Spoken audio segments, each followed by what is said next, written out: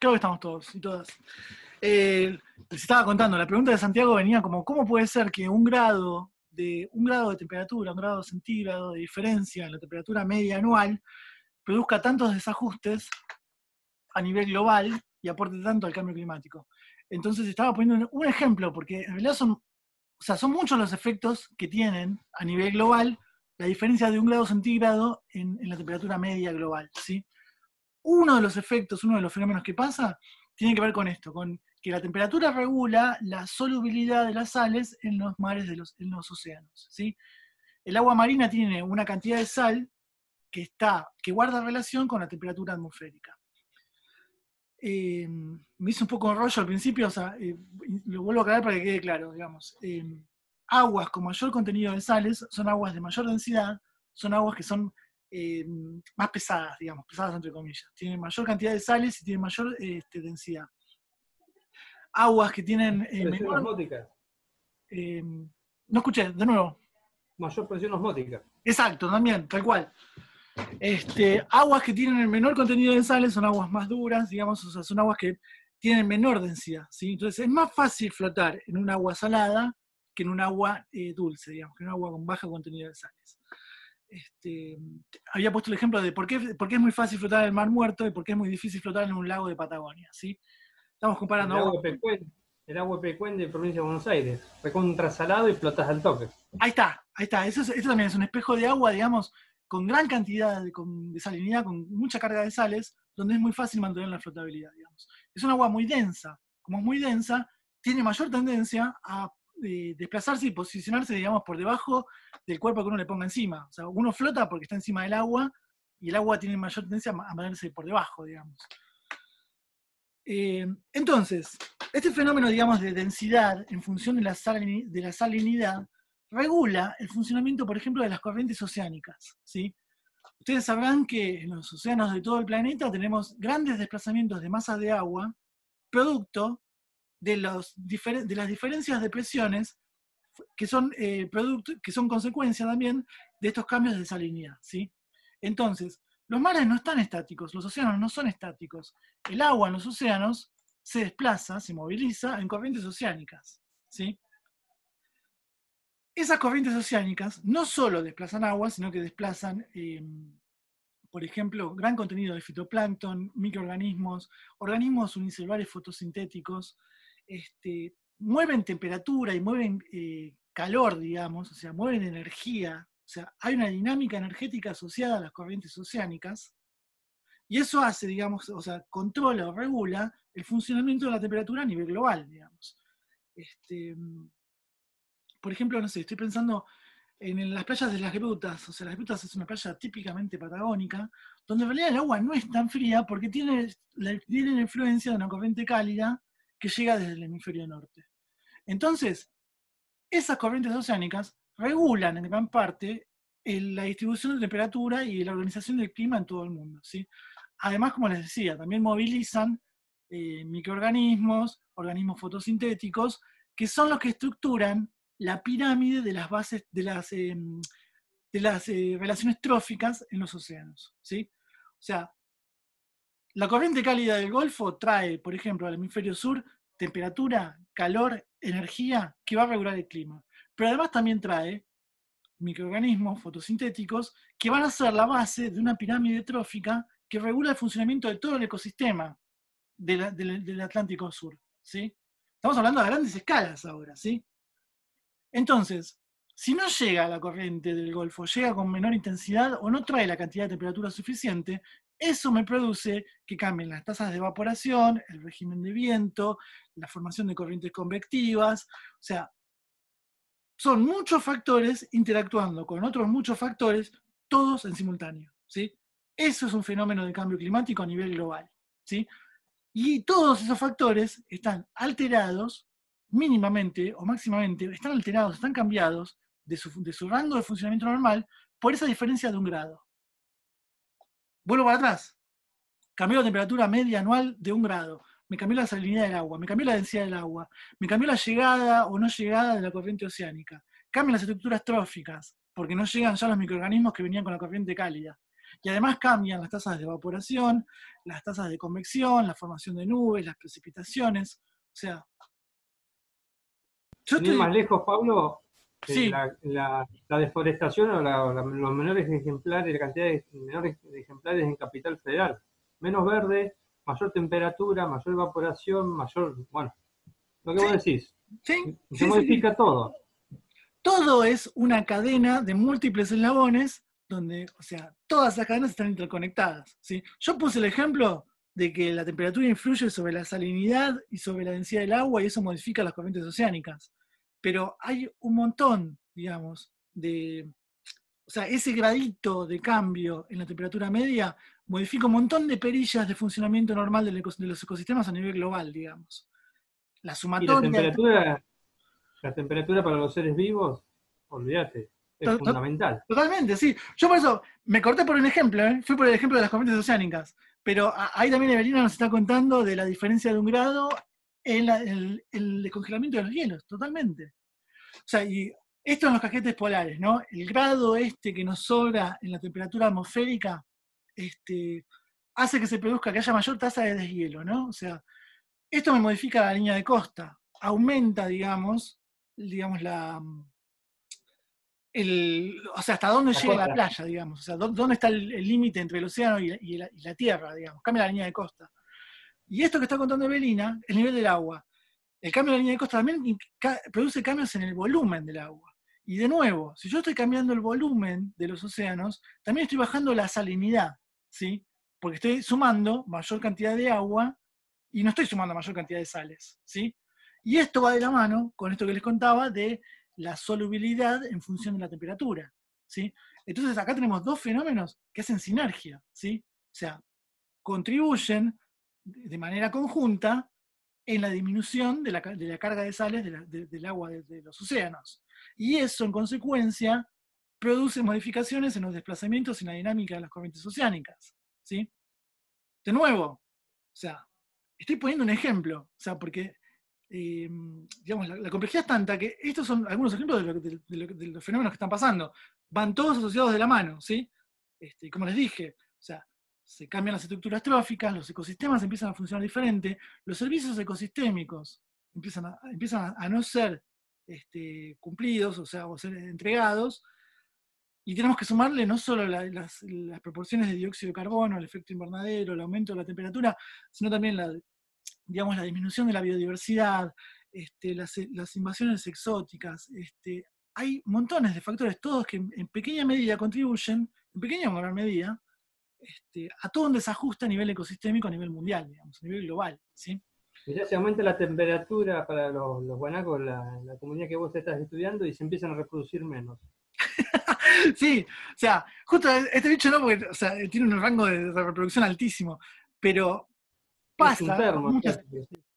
Las especies tienen, ¿se acuerdan como cuando hablamos de las enzimas, de metabolismo, que había digamos, un rango de pH y de temperaturas óptimos para el funcionamiento de esa enzima? La analogía es que las especies también tienen un rango de temperaturas óptimo para su reproducción, para su supervivencia, para su distribución en el espacio geográfico. O sea, entonces, cambios en la temperatura producen también desajustes en este fitness, digamos, o sea, en dónde se distribuyen, cómo se reproducen, cuántos sobreviven. ¿Sí? Ahí está, el ejemplo de Evelina también. Evelina está teniendo los mejores ejemplos hoy, gracias. Vamos con los osos polares. Los osos polares es una especie, digamos, completamente amenazada por este fenómeno. Este fenómeno no impacta de manera equivalente o exactamente igual en todas las especies. Hay especies que están más vulnerables y hay especies que son más resilientes. Y hay especies que si esta crisis se sigue, digamos, intensificando, van a sobrevivir, o sea, porque tienen, digamos, un rango de adaptación muy grande. El caso de los osos polares del Ártico es una de las especies emblemáticas, que las proyecciones en los modelos más optimistas es que en los próximos 50 años se extingan, no dejen de existir, digamos. Lo cual es tristísimo, pero es una realidad, digamos. No van, y de nuevo, no es que en 50 años va a desaparecer el hielo del Ártico. No, cambian otras variables que los osos necesitan para poder sobrevivir. Cambian, digamos, por ahí, con ese grado de temperatura, ayer justo estuve leyendo un paper de esto, o sea, con ese grado de temperatura que en el Ártico que sobra, se produce mayor tasa, digamos, de fotosíntesis en una alga que hay en el Ártico.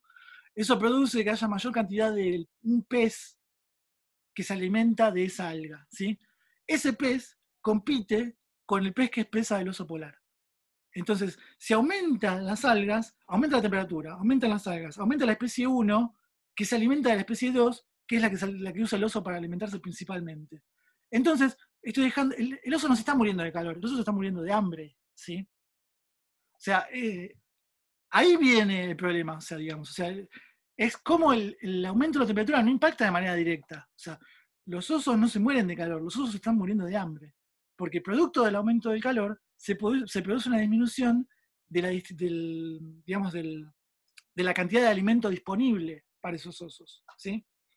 Sí, vos ves las imágenes, los videos, están escuálidos. Sí, son esqueletos con huesos, con pelo, sí. Así que un poco la problemática también viene por ahí, o sea, no hay un impacto directo. Esto es lo que hablábamos, ¿no? De los impactos directos e indirectos, o sea, cómo, digamos, este fenómeno de incremento de 1 grado, 1,5 grados en la temperatura, produce grandes desajustes que tienen, o sea, son efectos, digamos, en cadena, ¿no? O sea, cómo una cosa lleva a la otra y a la otra y a la otra, y en definitiva las consecuencias están a la vista, digamos. Tenemos pérdida de biodiversidad. Bueno, nos fuimos. No, nos fuimos, pero me parece importante que tengamos este intercambio porque la presentación de hoy básicamente habla de esto. O sea, no fuimos y no nos fuimos. O sea, nos fuimos, digamos, de que vaya mostrando en las diapositivas, pero las diapositivas hablan de esto que les estoy contando. Gran parte, ya lo dije, así que algunas diapositivas van a ir bastante rápido. De hecho, la última diapositiva era sobre los osos polares. Así que vamos, sigo pero ustedes, o sea, vayan, lo vamos charlando también, ¿eh? O sea, no, me parece que por ahí está mejor hacer una clase así, digamos, donde ustedes puedan ejemplificar, preguntar, comentar, que yo vaya con las diapositivas y que por ahí se haga medio embole. Mirá, Pablo, un ejemplo que vos estás dando es en lo que es la costa, de no Villa Gesell, sino las otras, las Toninas, San Clemente del Tuyú. ¿Qué hicieron? Eliminaron la primera barrera con los tamarindos que usaban de fijación y de estructura, y ahora le está comiendo el mar. Claro. Sí. Pues fíjate, no estamos manejando la temperatura, sino la parte biológica. Tal cual. Todos los tamarindos. Tal cual.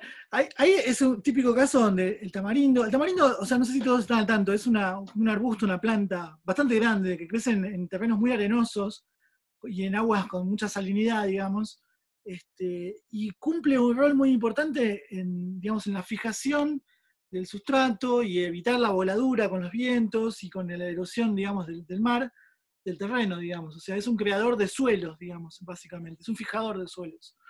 Entonces el tamarindo como especie cumple con un rol ecosistémico, ¿sí? O sea, protege, digamos, asegura ciertos sustratos y que los protege de la erosión, digamos.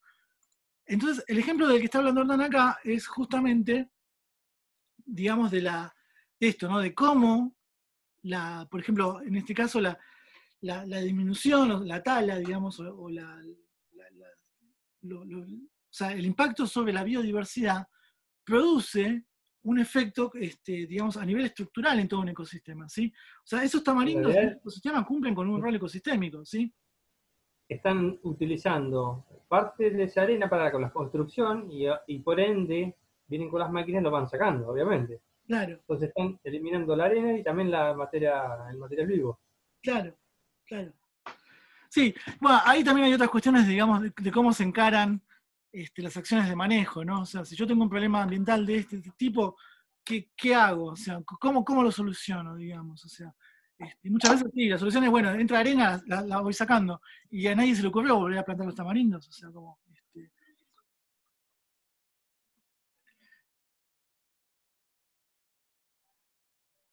Mirá. No, ahí Evelina está aportando algo al chat. No conozco mucho acerca de la dinámica de las playas y esto de la arena, pero podríamos buscar. Las Toninas, San Clemente de Tuyú, todos esos sectores, lo que es la costa, la primera calle, que es la número impar, la 1, por ejemplo, las Toninas, que no tienen playa. El Sí, mar se está avanzando sobre la construcción. ¿Pero por qué? Porque no tiene los tamarindos y le sacaron la barrera física, que era la primer duna sí, que usaron esa arena para la construcción. Entonces ahí tenés la acción antrópica que modificó el ecosistema.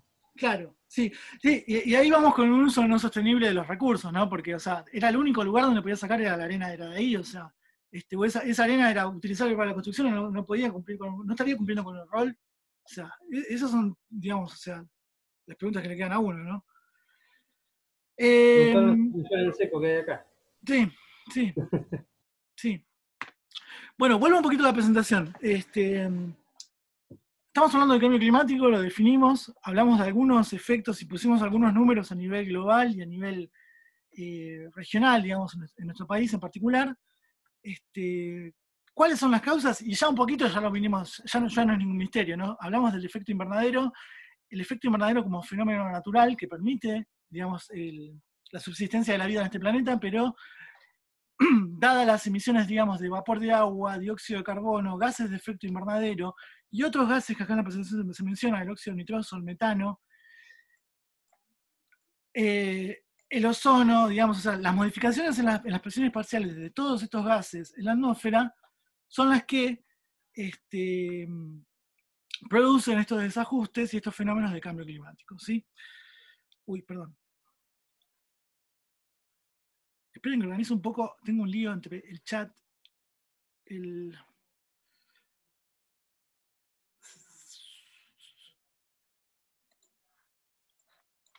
Bien, sí, no veo yo la presentación por todas las ventanas que tengo. Bien, ahora sí. Entonces, un poquito ya esto lo venimos charlando, ¿no? O sea, acerca de cómo estos desajustes, las actividades antrópicas, producen emanaciones de diferentes tipos de gases que producen estos cambios en este grado y medio, grado 1.1, 1.5 de grados centígrados a nivel global, o sea, de aumento a nivel global. Estos dos gráficos muestran, o sea,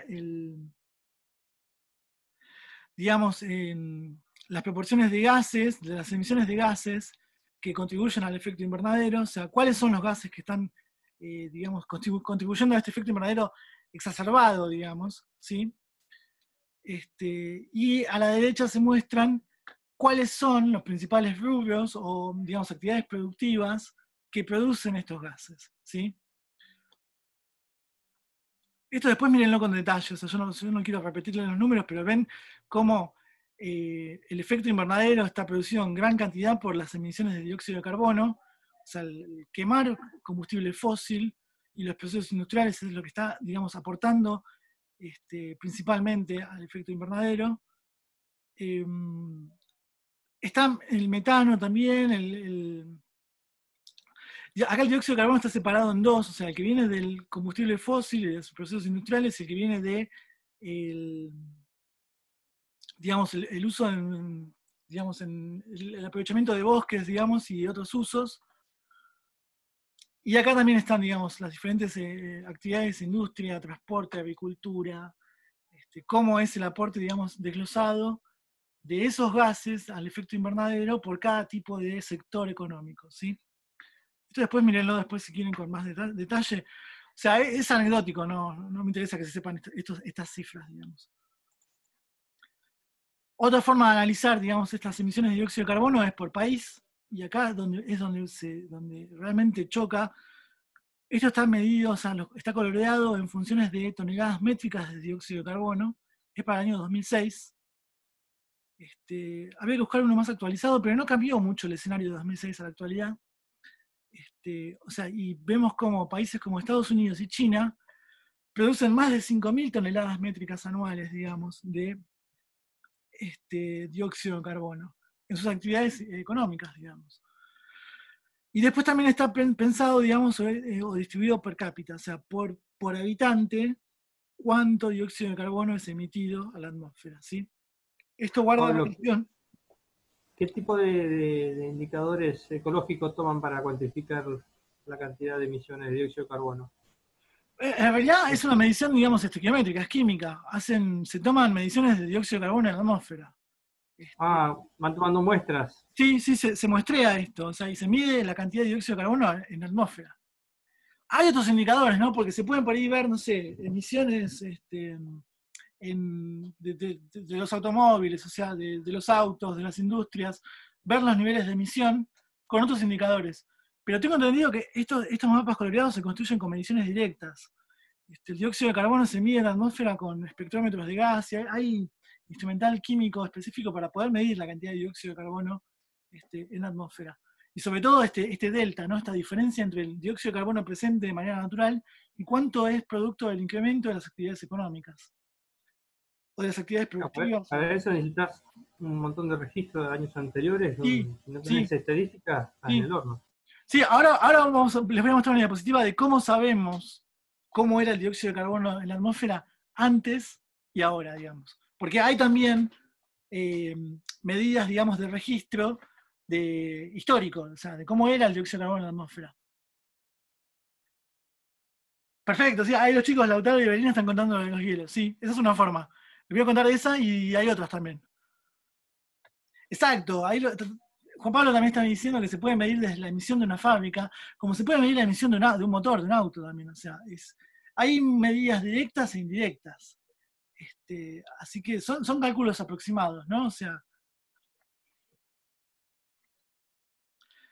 bueno, a lo que iba es, o sea, vean cómo a lo que uno llama desarrollo, entre comillas, también está asociado a grandes cantidades de emisiones de dióxido de carbono, ¿no? O sea, ya sea de manera total, absoluta, por país, o de manera per cápita, digamos.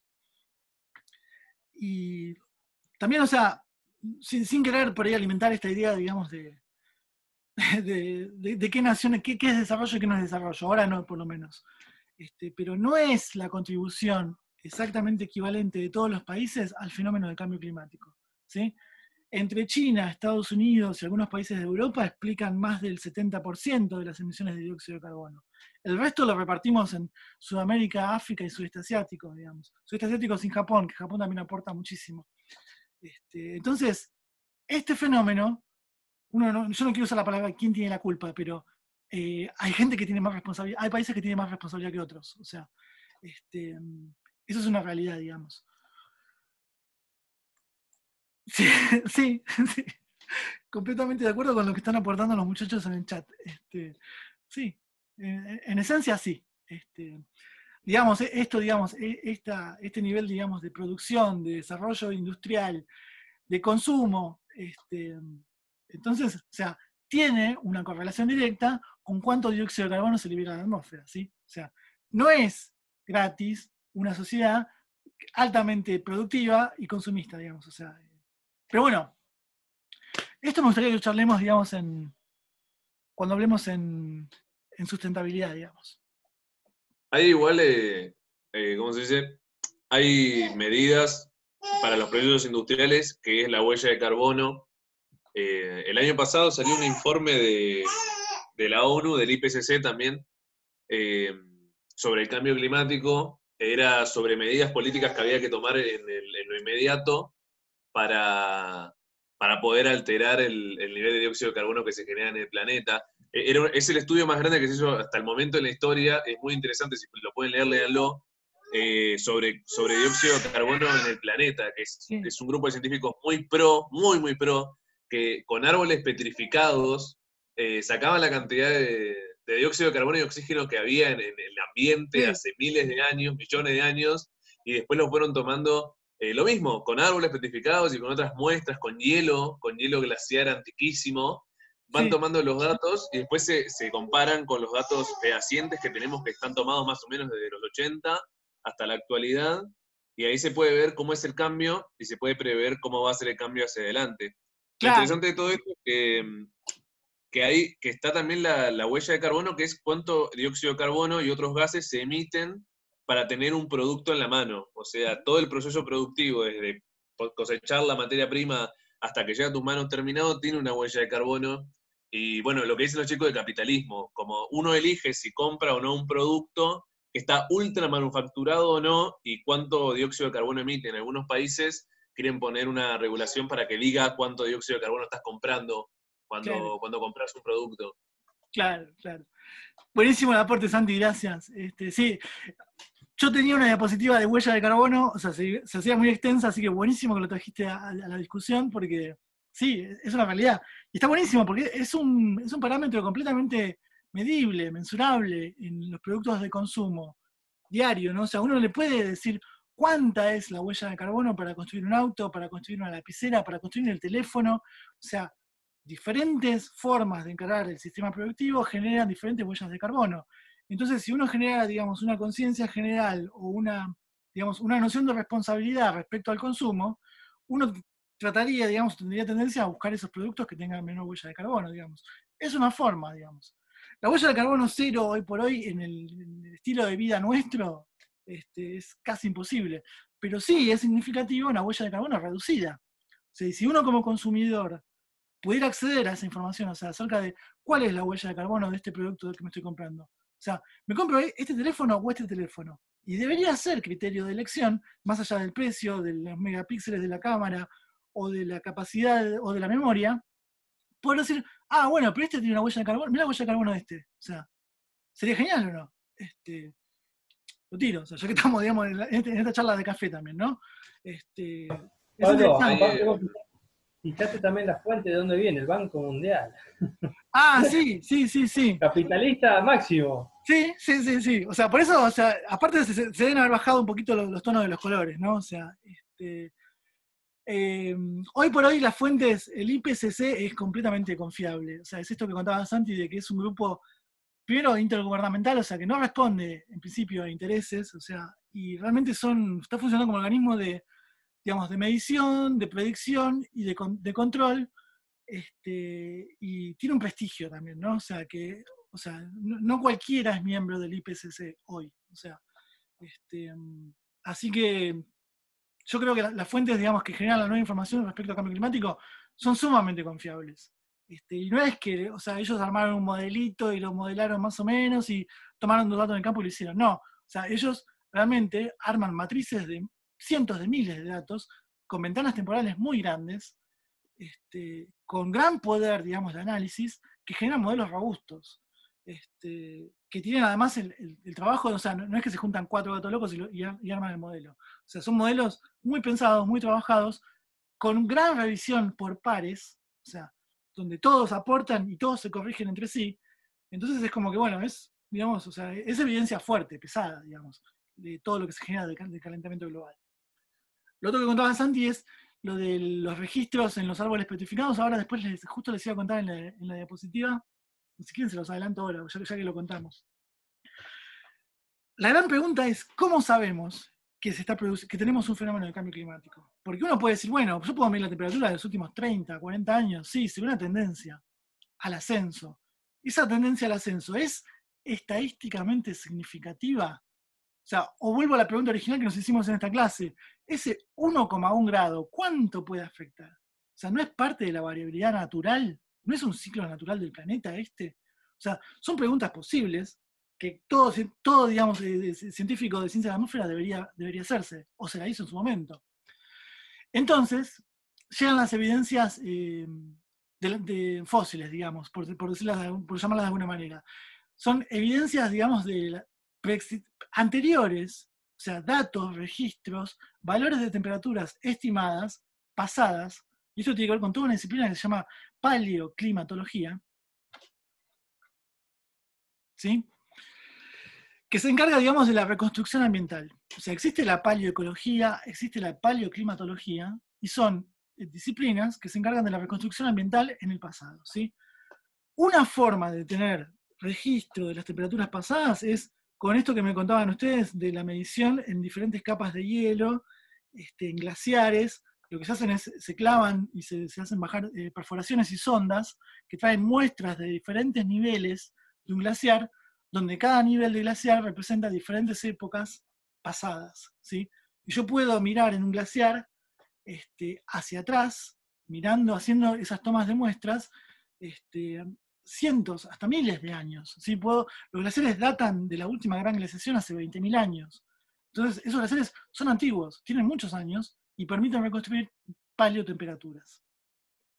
La otra forma que nos contaba Santi es disciplina dentro de la paleoclimatología que se llama paleodendroclimatología. Paleodendroclimatología. ¿Qué significa? Paleo porque es del pasado, con registro fósil. Dendro es, la dendrología es la disciplina dentro de la botánica que estudia los patrones de crecimiento de los árboles. Exacto. Ahí Evelina, nuestra forestal, Evelina nos está contando. O sea, la dendrología estudia los patrones de crecimiento, los anillos de crecimiento de los árboles.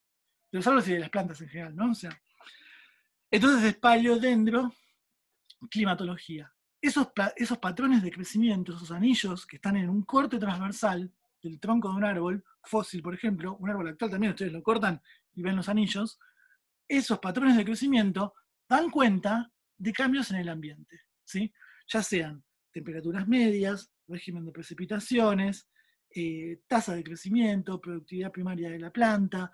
Hay un montón de información que está presente en esos anillos. O sea, entonces, los dendrocrinólogos, estos paleodendrocrinólogos, lo que hacen es analizar estos cortes y reconstruir temperaturas pasadas.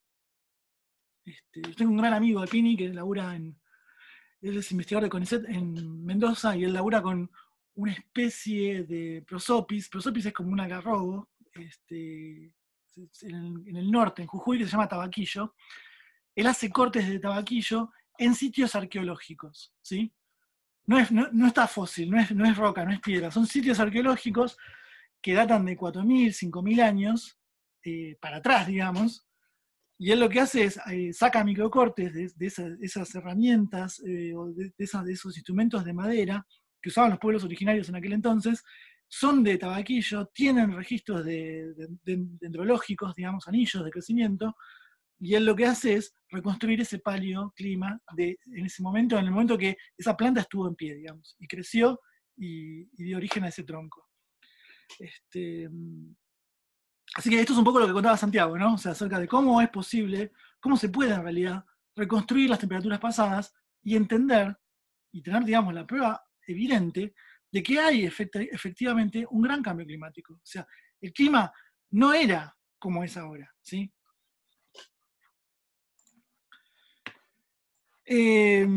Bueno, esto hablamos un poco ya. Yo voy pasando diapositivas de las cosas que ya hablamos. O sea, acá se pone un poquito de números, o sea, del cuánto se estimaba, digamos, o sea, las fuentes es el quinto informe del IPCC desde 2014. El último informe grande del panel intergubernamental es de 2014, es el quinto. Están trabajando en el sexto, se supone que este año 2020 sale el sexto informe. O sea, el más actualizado que conseguís el quinto, se los dejo en la plataforma para que lo chusmeen. O sea, después hay un montón de informes intermedios que van saliendo con una periodicidad por ahí de 2 o 3 meses. Lamentablemente no están todos en español, no sé por qué, o sea, cuánto cuesta traducir esos informes. O a lo mejor, no sé, yo los estuve buscando, pero no los encontré en español. A lo mejor hay que buscarlos mejor y están, pero no. En la página oficial del IPCC no están en español. Según entiendo, como es un paper, lo publican en inglés para que sea accesible a la mayor parte del planeta. Sí. Como sí. El inglés es un idioma muy, muy hablado, también cuando lo busqué en su momento, que me interesaba saberlo, decía eso, como que la explicación era como el inglés es un idioma que se habla mucho, y mucha gente puede acceder a esta información. Está escrito de una manera que es re simple en realidad, con el nivel de inglés que nos está enseñando Manuela, se re puede entender. Buenísimo. Está muy bueno.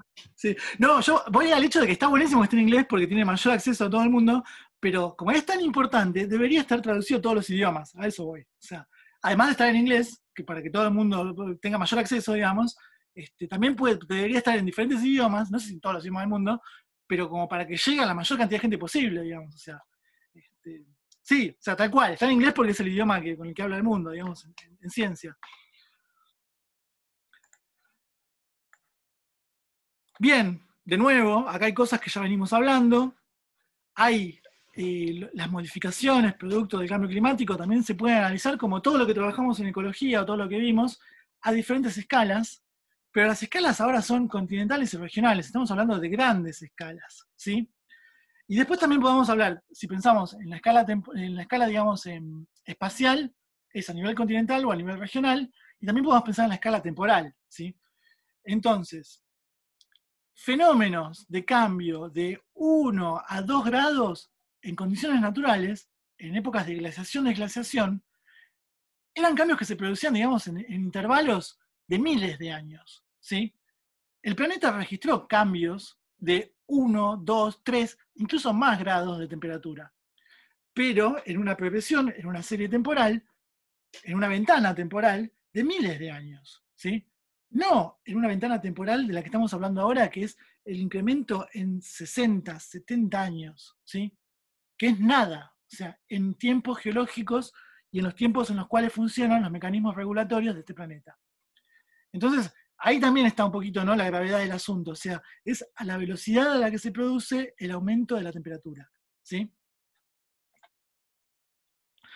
Esto ya lo venimos hablando, cambios en la magnitud e intensidad de las precipitaciones, cambios en la salinidad del océano, esto que les conté con el ejemplo, cambios en los vientos, cambios de eventos extremos como tormentas, sequías, olas de calor, intensidad de ciclones tropicales. Todos estos fenómenos los vamos a volver a trabajar con más detalle en el segundo cuatrimestre. Esto también ya lo venimos hablando, por suerte. O sea, ya venimos avanzando hablando del tema, ¿no? ¿Cómo sabemos si el clima cambió? Esto que les decía, o sea, existen registros y series temporales, o sea, registro, por ejemplo, la reconstrucción paleoclimática, que era lo que les contaba, con las ondas en los glaciares, en los casquetes polares, en los glaciares de la cordillera también incluso. Esto en la perforación del hielo antártico hasta 2000 metros de profundidad, a partir de la cual se puede analizar el contenido de burbujas de aire atrapadas. Ahí es donde está la información que da ciertos valores, ciertos parámetros y mediciones acerca de la atmósfera hace miles de años atrás. Otra cosa que se mide es algo que se llaman isótopos estables. O sea, los isótopos estables pueden ser de carbono, oxígeno, nitrógeno. Son variedades raras de los átomos, del elemento, no en su forma natural en la tabla periódica, sino que son isótopos. Y esa es la forma de hacer las mediciones ambientales, digamos. No importa, esto es anecdótico, no quiero entrar en mucho detalle. Gente, se corta en menos de 1 minuto, así que cuando volvemos seguimos por acá, más o menos.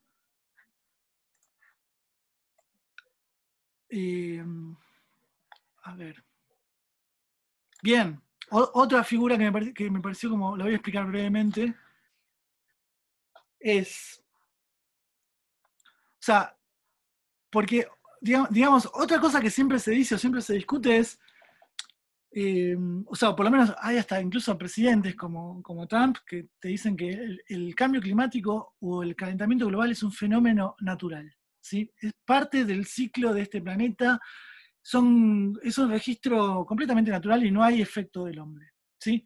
O sea, la gente que niega el cambio climático y niega el calentamiento global aduce o argumenta, hay documentos, totalmente, o sea, no es solamente Donald Trump el que dice que el cambio climático o el calentamiento global son producto de un fenómeno natural, ¿sí? Esto de que se está saliendo de la glaciación, sí. Exacto. Hay gran cantidad de gente que argumenta que esto es un cambio cíclico. Entonces, lo que les quería mostrar es estos dos gráficos, el de la izquierda y el de la derecha, ¿sí? Son dos modelos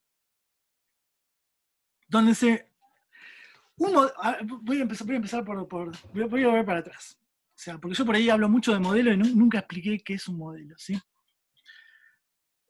Creo que ya estamos en el momento del corte.